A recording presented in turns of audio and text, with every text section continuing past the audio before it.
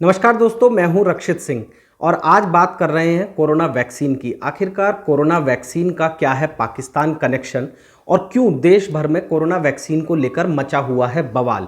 आखिरकार केंद्र सरकार वैक्सीनेशन उत्सव क्यों मनाने जा रही है और कब मनाने जा रही है, ये वो तमाम सवाल हैं जो आज की तारीख में तैर रहे हैं। तो सबसे पहले बात करते हैं कोरोना वैक्सीन के पाकिस्तान कनेक्शन की। आखिरकार कोरोना वैक्सीन का पाकिस्तान कनेक्शन आया कहां से। दरअसल आम आदमी पार्टी ने ये सवाल उठाया है कि भारत पाकिस्तान समेत कुल मिलाकर 67 देशों को कोरोना वैक्सीन सप्लाई कर रहा है और ये स्थिति तब है जबकि देश में कोरोना वैक्सीन की शॉर्टेज है। अब सवाल उठता है कोरोना वैक्सीन की शॉर्टेज का। तो जब कोरोना वैक्सीन की शॉर्टेज का सवाल उठा तो केंद्रीय स्वास्थ्य मंत्री डॉक्टर हर्षवर्धन ने सामने आकर ये बताया कि दरअसल देश में 4 करोड़ 30 लाख जो कोरोना वैक्सीन की डोजेज हैं, 4 करोड़ 30 लाख वो मौजूद हैं। इसमें से 4 करोड़ 30 लाख में से बहुत सारी डोजेज ऑलरेडी राज्य सरकारों के पास पहुंच चुकी हैं या फिर ट्रांजिशन में है यानी कि सप्लाई चेन में है, रास्ते में कहीं ना कहीं ये मौजूद हैं और जल्द ही राज्यों तक पहुंच जाएंगी। वहीं दूसरी तरफ जो तमाम विपक्षी राज्य हैं उनके अलावा कुछ बीजेपी शासित राज्य भी हैं जिन्होंने कोरोना वैक्सीन की शॉर्टेज को लेकर सवाल उठाया है। और ये शॉर्टेज को लेकर जब सवाल उठा है तो ये ऐसे समय पर उठा है जबकि देश में कोरोना बेहद तेजी के साथ पैर पसार रहा है। जो पहली वेव थी कोरोना की, जब लॉकडाउन लगा था, उससे भी ज़्यादा तेजी के साथ में आज की तारीख में कोरोना फैल रहा है। आंकड़े इस बात के गवाह हैं, सरकार खुद इस बात की तस्दीक कर चुकी है। और अब ऐसे में जबकि वैक्सीन उपलब्ध है और देश में वैक्सीन की शॉर्टेज की खबरें सामने आ रही हैं, ऐसी तमाम पिक्चर्स जो हैं वो सामने आई हैं, ऐसी तमाम तस्वीरें हैं जहां पर प्राइवेट अस्पतालों के अलावा कई जगह पर सरकारी अस्पतालों में भी शॉर्टेज के बोर्ड लगे हुए नजर आए। प्राइवेट अस्पतालों में तो तमाम जगह पर नजर आए। अगर राज्यवार हम बात कर लें तो सबसे बड़ा और सबसे मुख्य तौर पर जो सवाल उठाया है वो महाराष्ट्र ने उठाया है। महाराष्ट्र ने कहा है कि जिस अनुपात में वहां पर नागरिक मौजूद हैं उस अनुपात में वैक्सीन की जो डोजेज हैं वो नहीं पहुंच रही हैं और सप्लाई अगले कुछ दिन तक की ही सीमित है। इसी तरीके से तमाम अन्य राज्य भी हैं जिन्होंने बताया है कि 1 से लेकर 2 दिन या फिर मैक्सिमम 3 दिन 4 दिन तक की ही डोजेज उनके पास अवेलेबल हैं। तो ऐसे में एक बहुत बड़ा सवाल इस समय पर उठ खड़ा हुआ है कि क्या जो आम आदमी पार्टी कह रही है कि पाकिस्तान समेत 67 देशों को जो सप्लाई की जा रही है कोरोना की वैक्सीन या की गई हैं या आगे की जाएंगी, उस तरीके से शेड्यूलिंग है, तो क्या उसको रोक देना चाहिए? क्या विदेशों को ये कोरोना की जो डोजेज हम सप्लाई कर रही हैं हमारी कंपनियां, उन पर फिलहाल फौरी तौर पर पाबंदी लगा देनी चाहिए क्योंकि अपने देश में ही कोरोना बहुत तेजी के साथ पैर पसार रहा है।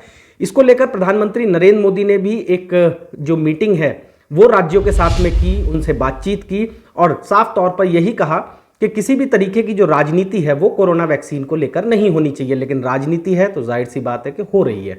तमाम जो विपक्षी राज्य हैं वो सवाल उठा रहे हैं कि आखिरकार जब देश में कोरोना वैक्सीन की कमी है तो विदेशों को क्यों सप्लाई की जा रही है और उनके पास क्यों नहीं पहुंच रही है।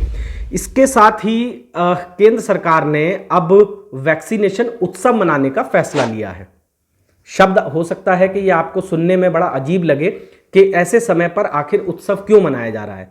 बहरहाल केंद्र सरकार ने वैक्सीनेशन उत्सव जो है वो मनाने का फैसला लिया है। 11 से 14 अप्रैल तक ये वैक्सीनेशन उत्सव जो है वो पूरे देश भर में मनाया जाएगा और इस वैक्सीनेशन उत्सव का जो मकसद है वो यही है कि 45 साल से ऊपर के जितने भी लोग हैं उनका 100% वैक्सीनेशन कर दिया जाए। यानी कि देश में जितने भी लोग 45 साल से ज़्यादा की उम्र वाले मौजूद हैं उन सबको वैक्सीन लगा दी जाए और इसके लिए वैक्सीनेशन उत्सव मनाया जाएगा। 11 से लेकर 14 अप्रैल के बीच में देश में 45 साल से ज़्यादा उम्र वाले तमाम लोगों को वैक्सीन लगा दी जाएगी।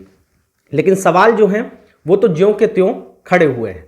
सवाल पहला वही जो आम आदमी पार्टी ने उठाया कि वैक्सीन का पाकिस्तान कनेक्शन, पाकिस्तान समेत 67 देशों को वैक्सीन क्यों दी जा रही है जबकि देश में शॉर्टेज की खबरें सामने आ रही हैं। विपक्षी राज्यों का कहना है कि शॉर्टेज है, केंद्र सरकार का कहना है कि शॉर्टेज नहीं है। 4 करोड़ 30 लाख वैक्सीन की जो डोजेज हैं वो देश में मौजूद हैं। लेकिन बावजूद इसके तमाम ऐसे अस्पतालों की तस्वीरें हैं, तमाम ऐसे अस्पतालों के वीडियोज़ हैं जहां पर वैक्सीनेशन ड्राइव को बंद कर दिया गया है ये कहते हुए कि वैक्सीन की डोजेज अवेलेबल नहीं है। उत्तराखंड से भी खबर आई है, बीजेपी शासित राज्य है, कि उत्तराखंड में भी वैक्सीन की जो डोजेज हैं वो महज अगले 2 या 3 दिन की ही मौजूद हैं। इसी तरीके से तमाम और राज्य हैं। अब ऐसे में सवाल यही है एक बार फिर से कि वैक्सीनेशन उत्सव मनाने का भले ही केंद्र सरकार ने ऐलान कर दिया है, लेकिन क्या वाकई में ये मुमकिन हो पाएगा केंद्र सरकार के लिए कि देश भर में जो तमाम 45 साल से ज़्यादा उम्र वाले लोग हैं उन सभी को वैक्सीन मुहैया करा दी जाए? बहरहाल सवाल भी हैं और अब उनका आगे निष्कर्ष किस तरीके से निकलेगा, उन सवालों के जवाब किस तरीके से आएंगे सिलसिलेवार तरीके से। कुल मिलाकर स्थिति आज की तारीख में यही है कि कोरोना अपने भयावह रूप में एक बार फिर से सबके सामने है और स्थिति जो पहली वेव थी जब लॉकडाउन लगा था और पूरे देश में एक तरीके से सन्नाटा पसर गया था, उससे भी ज़्यादा केसेस जो हैं वो सामने आ रहे हैं। नए नए स्ट्रेन जो हैं कोरोना वायरस के वो निकलकर सामने आ रहे हैं और अब ऐसे में देखना यही है कि आखिरकार केंद्र सरकार और जो राज्य हैं वो किस तरीके से मिलकर कोरोना की इस वेव से निपट पाते हैं। और सबसे अहम और सबसे मौजूद सवाल यही है कि आखिरकार देश में सभी लोगों तक कब तक ये वैक्सीन मुहैया हो पाएगी।